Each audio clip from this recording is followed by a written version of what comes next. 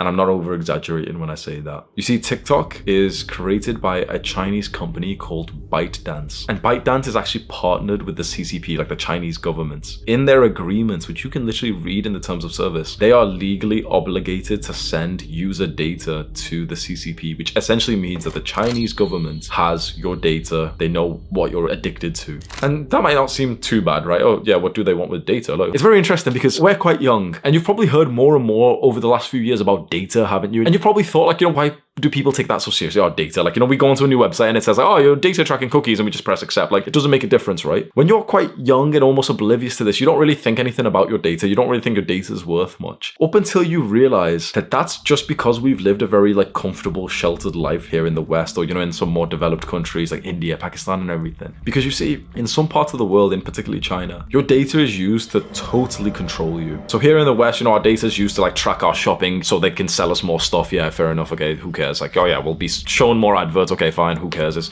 not that important, right? But in China, and this is really true, like they already have what's called like a social credit system. Like they've essentially got like a score. If you've ever watched that Black Mirror episode, I think it's called Nosedive, where it's like everyone has like a 5-star rating out of 5 stars of like what you'd rate each other for, your social mannerisms and everything. In China, they have that. Like they literally give you like a social credit score. And if your score is too low, they literally restrict your freedom. You can't travel, you can't take buses, you can't take trains. And there's an article I read which showed that when there was like some kind of protest in China, they literally locked it down using people's data like this. Like they stopped people from being able to like leave the protest so that they could get arrested. They stopped people from being able to enter the protest by stopping like certain like QR codes or something, like people's like data from being able to buy trains and everything. You don't realize how much your data can control you just because just yet we haven't experienced that in the West. And this then coupled with the fact, and you might have heard this, that in China, the TikTok algorithm promotes a very different kind of content than it does in the UK. The algorithm in China has been meticulously designed to promote the kind of content that will inspire their young people to become hard and disciplined.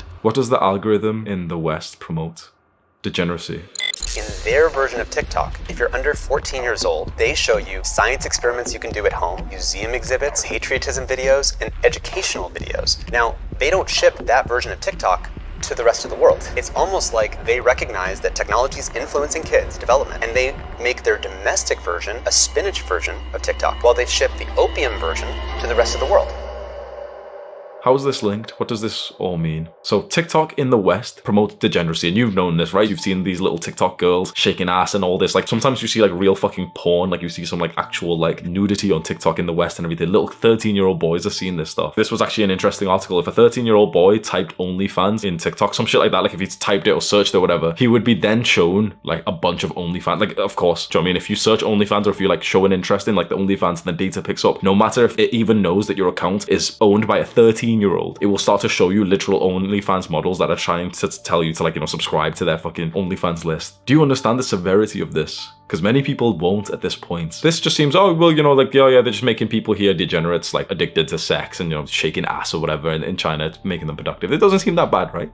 This will only really make sense, like the severity of this will only make sense if you know the consequences of a sexualized nation. There's a quote, if you want to destroy any nation without war, make adultery or nudity common in the young generation. And this quote is becoming more and more realistic. It's become more observable. A country falls when especially the young people become too sexually free. Fuck, this video can get really fucking deep. I really hope you can follow along with me. So far, okay, let me just do a recap. So far, we've covered the issues with TikTok. It's extremely addicting. We've covered that TikTok is made by the company ByteDance that reports literally to the CCP, which means that they share data there. And that TikTok's algorithms promote degeneracy, nudity, adultery, open sexual revolution in the West, but then very restrained, disciplined in the East and in China.